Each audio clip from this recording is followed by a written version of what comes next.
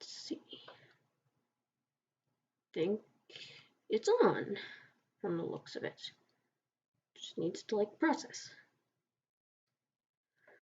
Okay.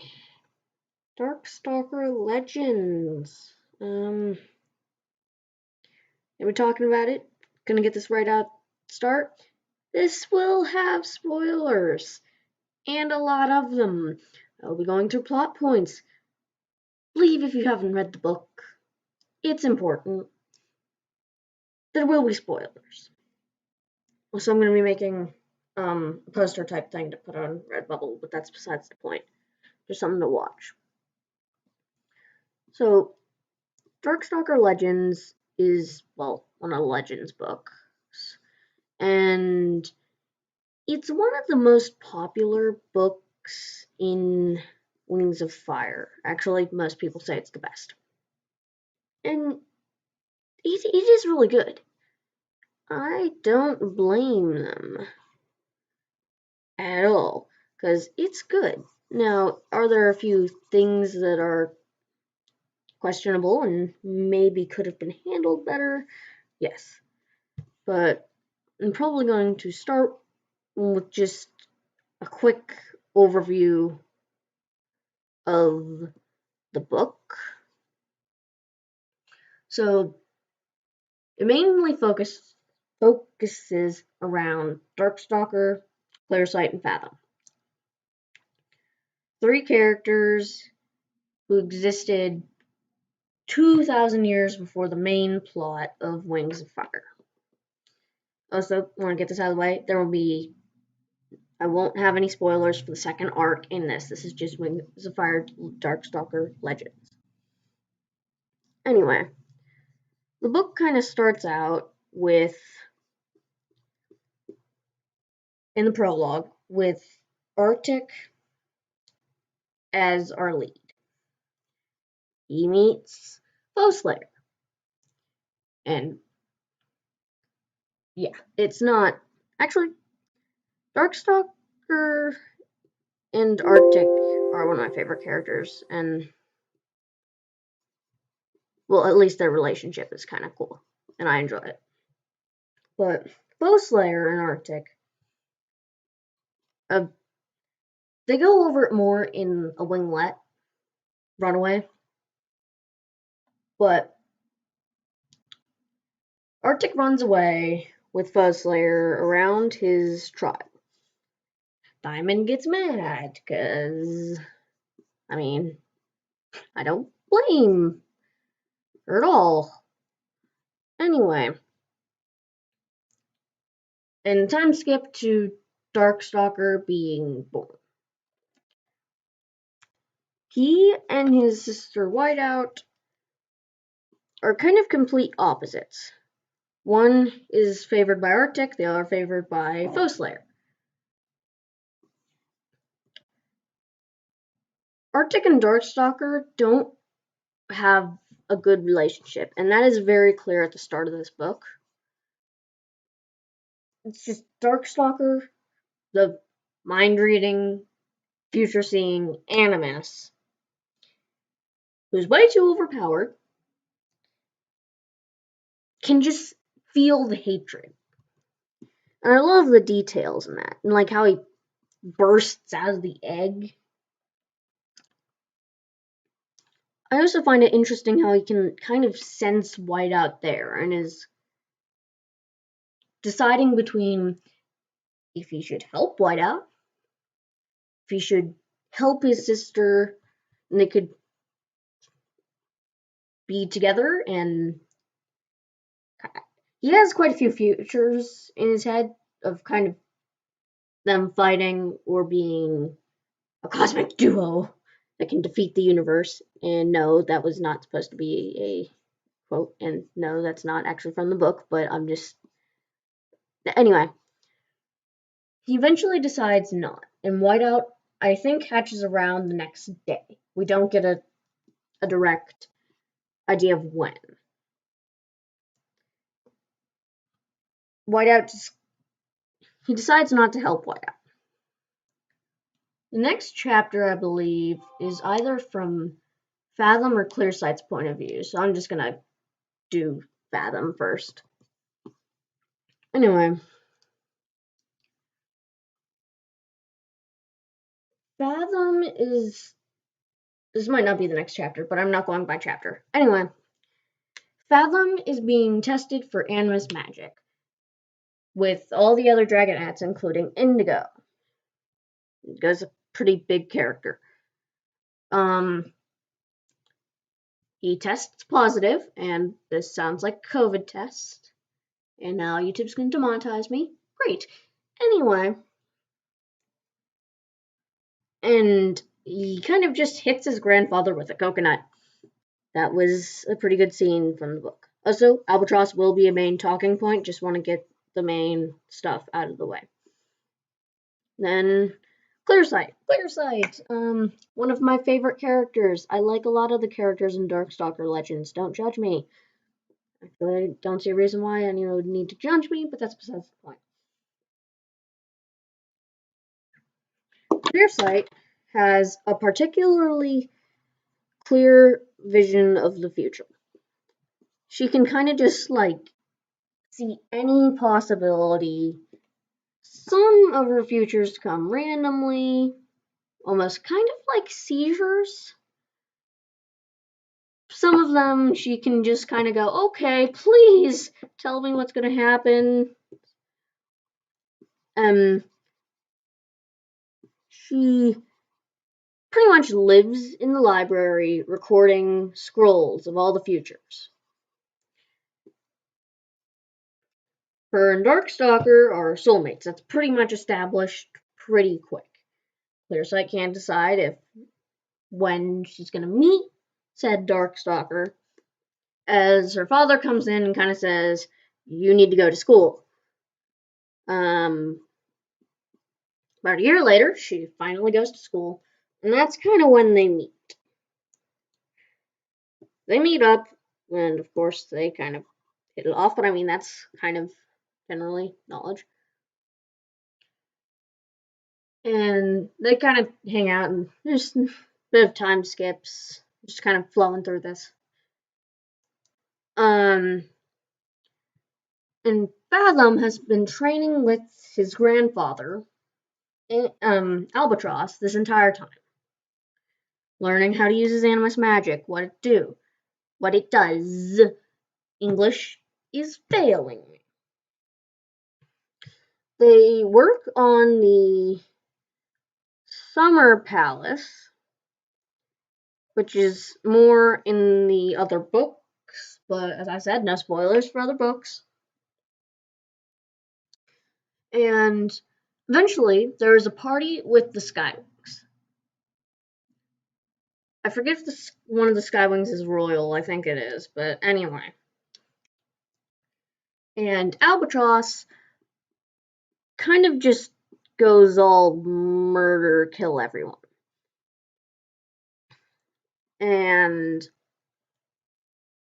Fathom ends up killing his grandfather with a spear. Shortly after that, Fathom's sister becomes queen. Pearl outlaws animus magic and forces Fathom to not see Indigo again. Because, yeah, they're obviously kind of head over heels. Anyway, I keep saying anyway. Eventually,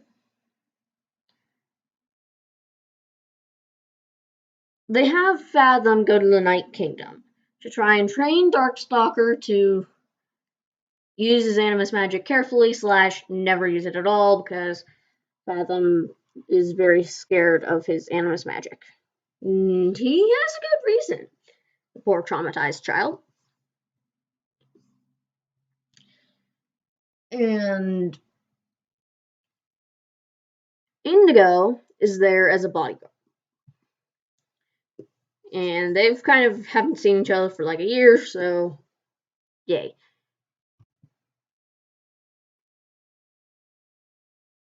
And I'm starting to forget plot points. Oh no. Pretty much they go to a tower Indigo thinks Darkstalker's evil and tries to kill him. And Fathom kind of is just like, no, we haven't given him a chance, which is fair, and that's a very Fathom move to do. And eventually there's stuff in between. I'm gonna get this out here. I have only a few talking points that I'm going through. I'm gonna go through more, but these are the main ones after I get through the review. Eventually, Clearsight and her best friend, Listener, they try to save some scavengers. So they go and release them onto the beach. And they see two ice wings who eat one of the scavengers. Clearsight then realizes and gets a vision that they're going to be attacked from the border. She tells this to the queen, and eventually it kind of comes true, but they had a way to stop it because of Clearsight. Vigilance, the queen, is kind of like, I don't care if you have a life. You are my top seer now. You will tell me literally everything that's going to happen. We are going to win this war. And that causes a lot of things. Clearsight has to move, and eventually it gets a little hard on Clearsight, doing too much. And eventually Darkstalker gives her these earrings. The earrings are preventing her from seeing any bad future. Or, well, any bad future resolving around them. Because Darkstalker needs to be able to complete his obviously evil plans. But, of course, here we get to another talking point. People really think Darkstalker, there are two sides, that he's either really, really evil or didn't deserve the treatment he got. I'm kind of halfway on both of these sides, but we're not talking about me at this point.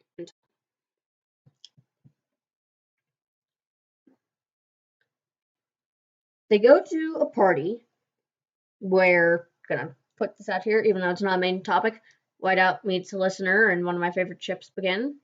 I like the background ships, don't judge me. Now back to the main plot. Darkstalker gets attacked by, I think it was Quick Strike. Something death related. The name was very fitting. And eventually Darkstalker accuses Arctic. He's wrong. He makes a scroll to tell him who sent the bodyguard. And this is where the story starts to pick up. Darkstalker Legends picks up pretty well. Darkstalker realizes its vigilance. Also, we haven't talked about Foe Slayer yet. I'll have to go back to that. I missed that. But anyway, goes to vigilance. And is going to kill vigilance.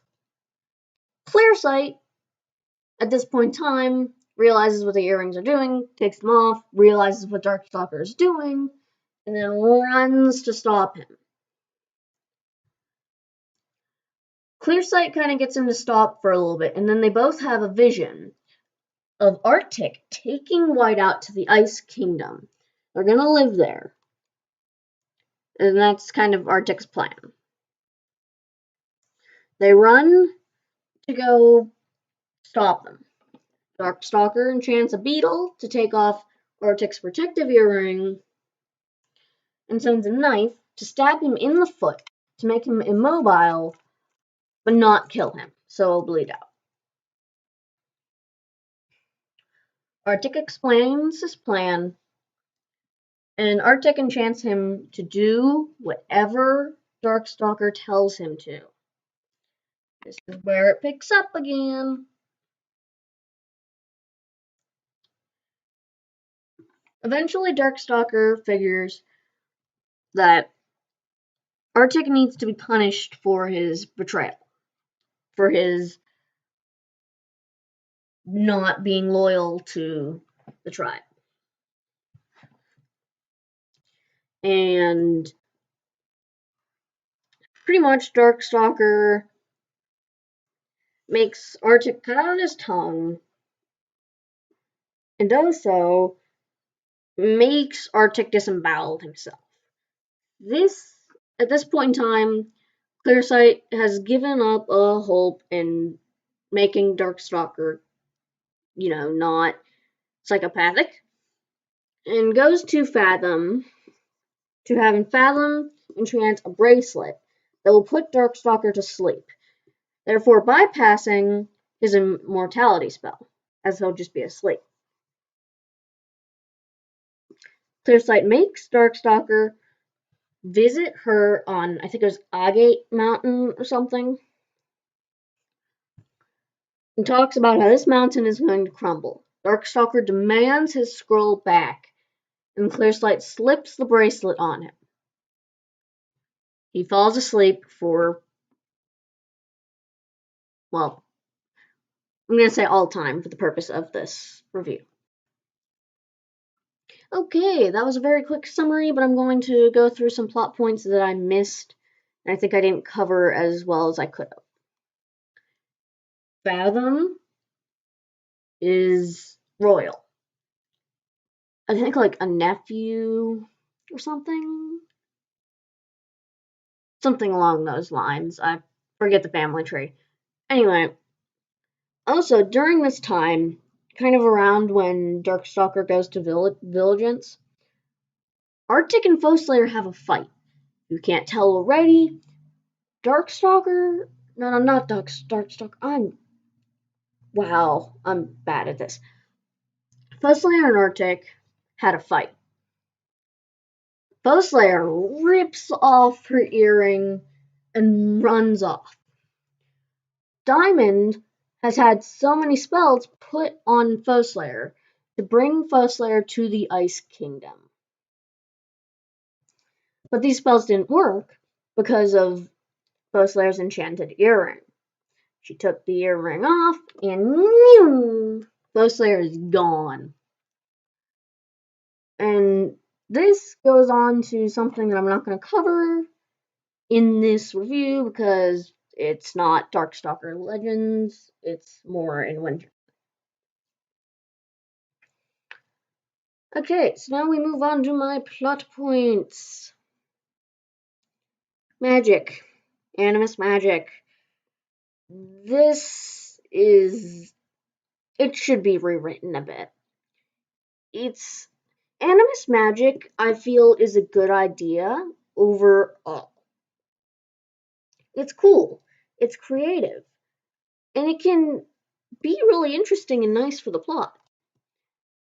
But it needs more limitations. Because in the epilogue, where Indigo and Fathom are kind of living their happy ever after, yada yada, with their kids, Indigo states that magic doesn't make a dragon go evil. Their choices do. Indigo is smart, but that completely wipes out all the stuff that was set up with animus magic and how your soul slowly deteriorates. This is not something good. Because, quite literally, this breaks the only rule animus magic had that kept it somewhat, like, in the rules of storytelling and can keep it so it isn't completely overpowering for the plot. But this gets wiped out in like 2 sentences. So yeah, I would, if I eventually, I'm probably gonna do a Wings of Fire rewrite. I would love to do that, but I do need to go over this. If I could change how Animus Magic worked, this would have to be rewritten. I would have to say Indigo never said this. Sure, it's a great thing to say to boost Fathom's self-esteem, but it ruins the only way Animus Magic isn't too overpowered. It makes it overpowered, and there's no limit. So a dragon like Darkstalker could quite easily just take over the world with like one spell. Surprised Darkstalker didn't do that, but that's besides the point of what we're talking about. I would say Anna's magic is good if you kept that rule. If you kept your soul slowly deteriorates. And maybe once your soul is fully gone, you can't cast any more magic. You're done. You're no longer an animus. You've made too many bad choices. Or one thing that I've heard, I forget if it was Cypress, Biohazardia, or something like this. I really like this idea too.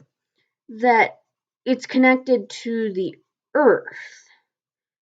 So some spells you cast can actually affect the land.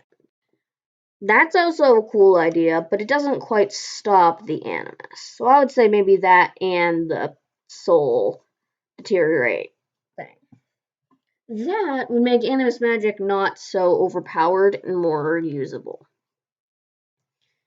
But without this, it's really not. It can break the story, and that's kind of proven in the second arc. Not going to give any spoilers there.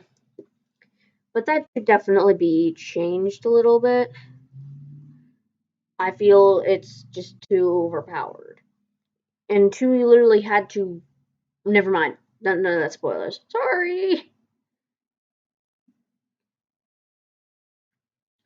But yeah, they need to do something about this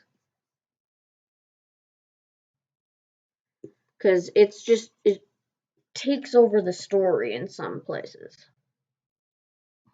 and I find that's not good for the story. Okay, Albatross. Oh, I love this character. I don't know. There's just something about it that I love the story. I don't know why I like psychotic evil dragons, but I do. We're gonna pretend that's totally a normal thing to enjoy in a story. But Albatross, I really like his downfall into insanity and completely kind of just wiping out the party. Because it's scary and it's good. It's well written and okay, maybe not well. What I would like a winglet from Albatross's point of view. I would really like that. Also, a few other characters, but that's besides the point again, because I can't go off topic. Can't not go off.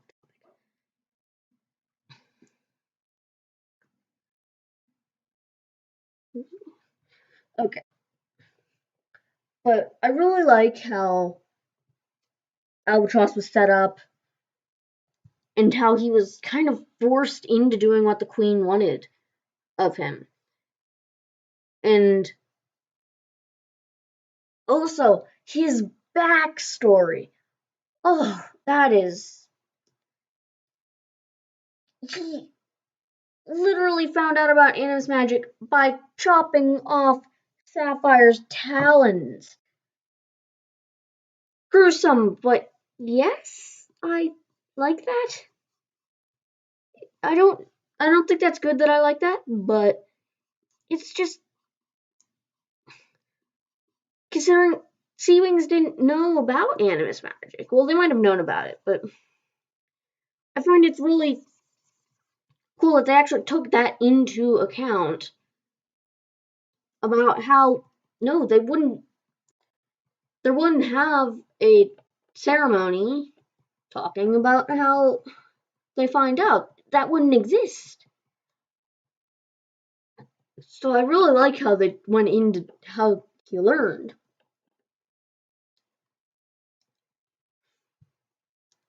Okay, what are some of my other talking points that I want to get out of the way? The remains. Okay, yeah, I should probably talk about this, and I should have talked about this earlier. We're going to start with Darkstalker, the murder child that really, really, really needs a therapist. His entire problems could probably have been fixed with a therapist. And I find that kind of funny. And I'm pretty sure quite soon after Darkstalker, they invented therapists. But Darkstalker, this causes a lot of problems when your villain has good morals and ideas. But I really like how he thinks he's doing what's right, but he isn't. And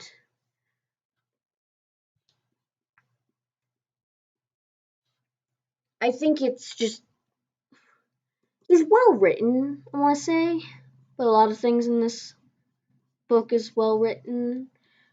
Darkstalker Legends is one of the better books in the Wings of Fire series. Not even gonna lie. Clear Sight, one of my favorites.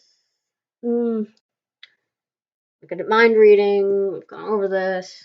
No, not mind reading. I'm so sorry. I'm messing up so bad. Future Sight or Sight. And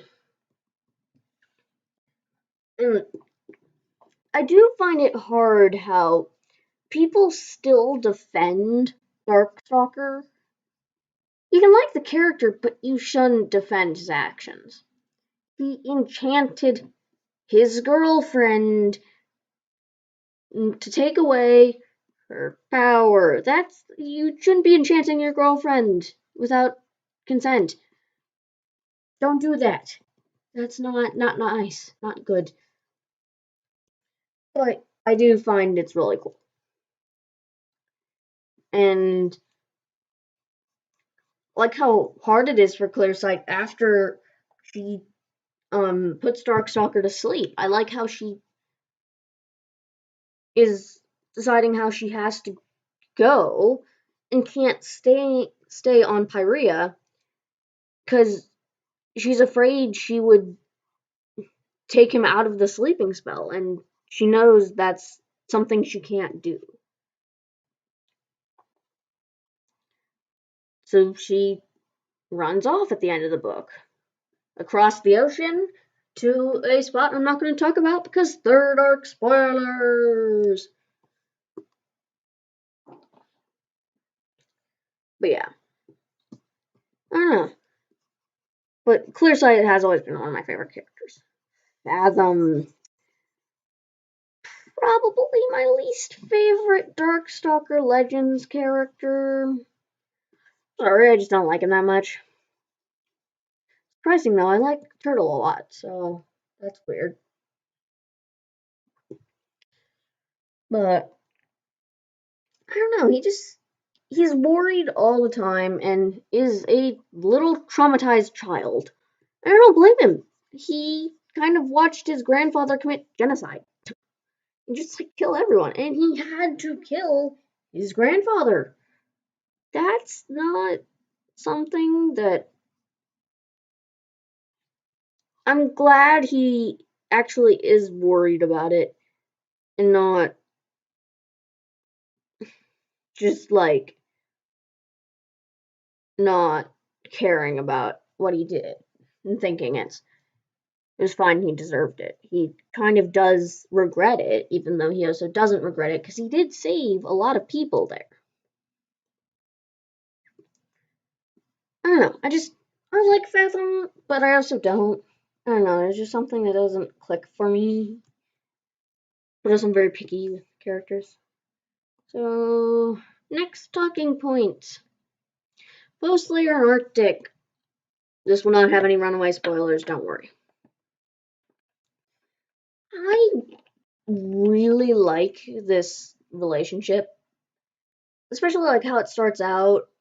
No runaway spoilers, but I do really like it, and I really like Runaway, my favorite winglet. Um, but like, I really like though how they don't have a perfect relationship in the end, and they get into fights. It's not a perfect thing, and I think it's, I don't know. A lot of this is just me saying I don't know. And so I can't draw this mouth properly, but we're not going to talk about that because this is a review. I only have this on the screen because it's something to watch. To be honest, this is more like a podcast than a thing you should be paying full attention to. But I don't know, I like the relationship and the twist in the relationship that I'm not going to go over because runaway spoilers I find to be really, I don't know. I just feel like this relationship more than I would think I would. So normally I like more the thought out and whiteful. Not whiteful? What? Sorry, thought out, which is thoughtful and white out. And I also really like how Clairsight has that vision of how listener could actually end up with thoughtful, but Clearsight decides to try and put a stop to that. As she knows in the end it's a better path if thoughtful and whiteout end up together. Which I find to be pretty cool. And also my next talking point should be whiteout. No, just Darkstalker. Enough said. Darkstalker. Yeah. Oh, hello. The Darkstalker is, I question his morals and I find his point of view is really interesting because he thinks what he is doing is right. He doesn't see a bad in what he's doing. He just sees that he's doing what's best for him and Clearsight and Fathom. But he isn't. I don't know, there's just something that I like about it that I can't put a pin in. Darkstalker is kind of hard to talk about because there's mixed opinions, but Darkstalker I do find to be a interesting character that in the end I do like, but he's a poor murder child that I kind of feel bad for, even though I shouldn't, because it's moral. What he did is not okay, and I do not agree with it, and I will never agree with it because he did kind of have his father disembowel himself. But I do like how he handles it, so to say.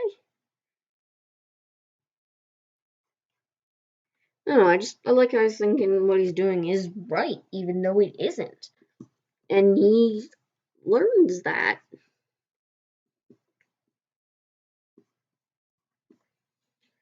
Okay, what's the next talking point? I'm sorry, I'm so tired and this is so early, but I want to do this. And trust me, this review will probably be redone once I have more skill in this sort of thing. Whiteout, one of my favorite characters. And yes, I have a mask of her. I really like her. I don't know, I like how she is. I don't want to mispronounce it. You know, I'm going to pull it up on the wiki because I'm not going to mispronounce this as I don't want to. Well, actually, I'll probably mispronounce it anyway. But why not? There we go. And Okay.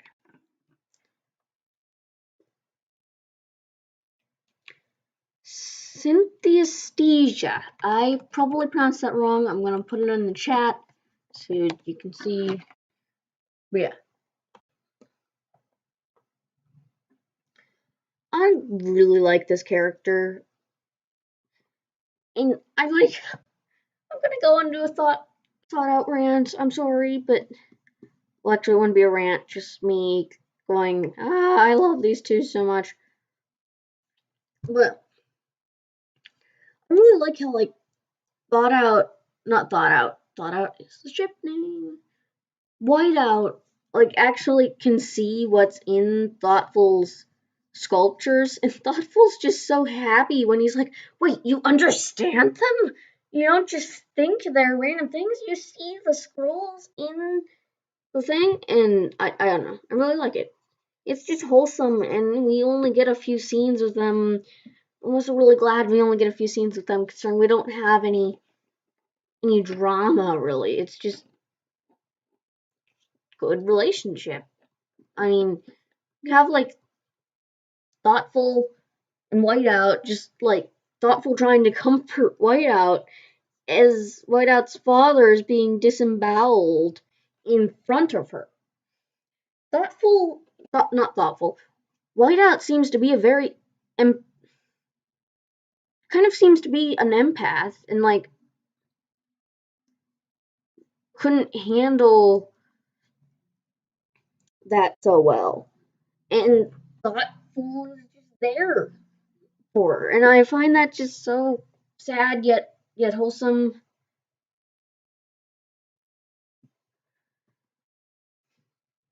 Okay. And that's all my talking points. So now I'm just going to probably ramble about random things that I like from this book, and that's a lot of things. Mainly because I want to get this drawing done, and the sketch is taking ages because I'm paying attention to drawing more than actually doing it. Thus, I'm not sure bleed on a print will allow for this design, so I need to move it back a little. Sorry, just me paying attention to drawing right now. Anyway, so the people in chat, even though there's not a few of them, can you give, if you've read Wings of Fire, Darkstalker Legends, can you give me something that you want to hear from that I can talk about? Because I'd like to do that and get a few other things off, because I'm having a brain dead moment, and I feel I haven't talked about some things that I'm forgetting.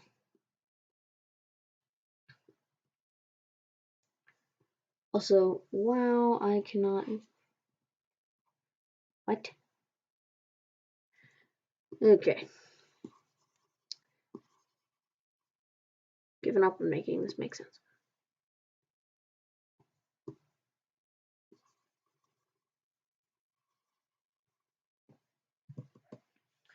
Okay. Nope, nothing. Well, how long have we been streaming?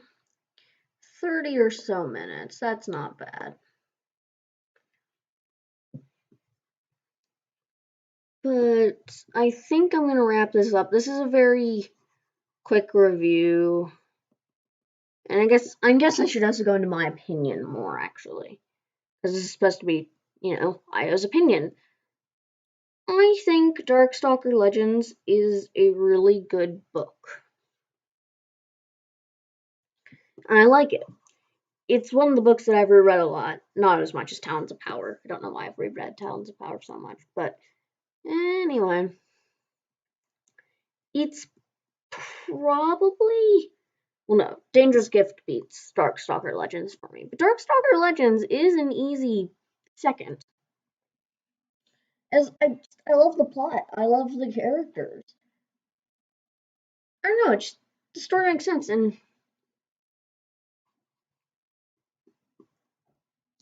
I like most of the background characters. I like a lot of background characters. So that doesn't mean much.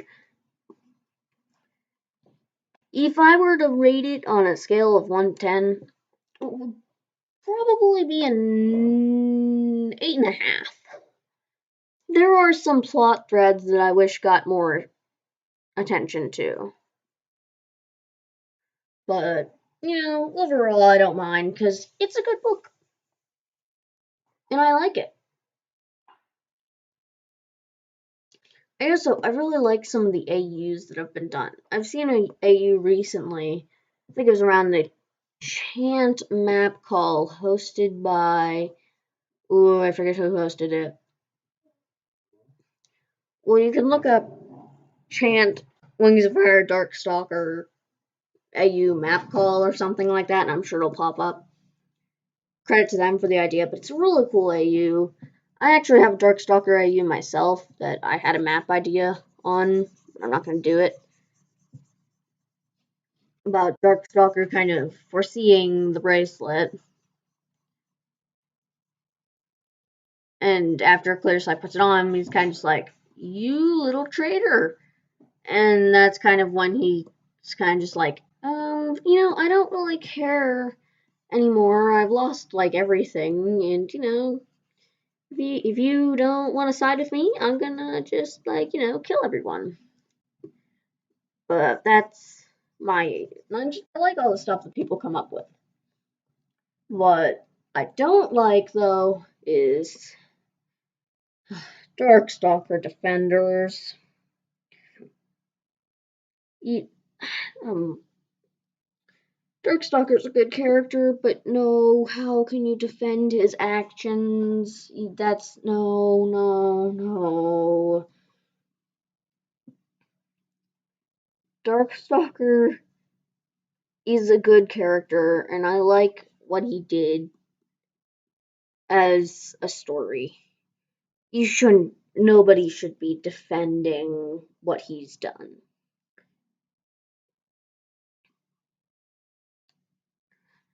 Because he did terrible things. I just hurts knowing that people actually defend disemboweling your father. But oh, he was a bad father. That's still not good. It doesn't matter if he was not a father.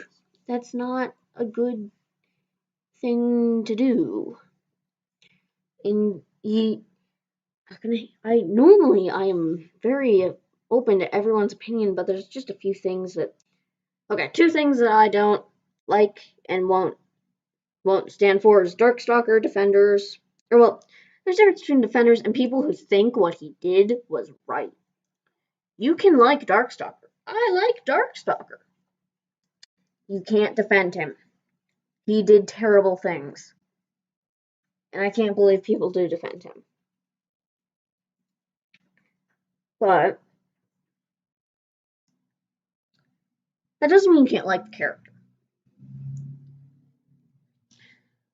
But the other thing that I don't like is Whirlpool defenders. I haven't seen any Whirlpool defenders, but if someone defends that guy, no. I'm gonna have to do a talk about Whirlpool at some point because I know he's meant to be a hateable character, but why? There's just one thing with him and Anemone that I can't. No, I can't. Anyway, I think this kind of concludes Aya's opinion number 2. I'm gonna have to make a playlist of this. I plan to do more of these. I just haven't done them in a while because voiceovers hurt. And the only reason this isn't voiced over is because voiceovers hurt. And they do take a lot to do. So, pretty much, I'm gonna just close it off here. I'm probably gonna redo this, and it'll probably be better when I do said redo. But I wanted to do this. I figured it was something that I could do and prove I'm alive, and that this series is not like discontinued. It's just I haven't done it in a while because I haven't had many things to talk about. Next one will either be another review or a talk about Wings of Fire villains. I've actually had the villains thing planned since like the day I posted the first IO's opinion, which is kind of funny. But I need to redo that because my opinions have changed. I hope you all enjoyed this, and I'm gonna head out. Okay, bye.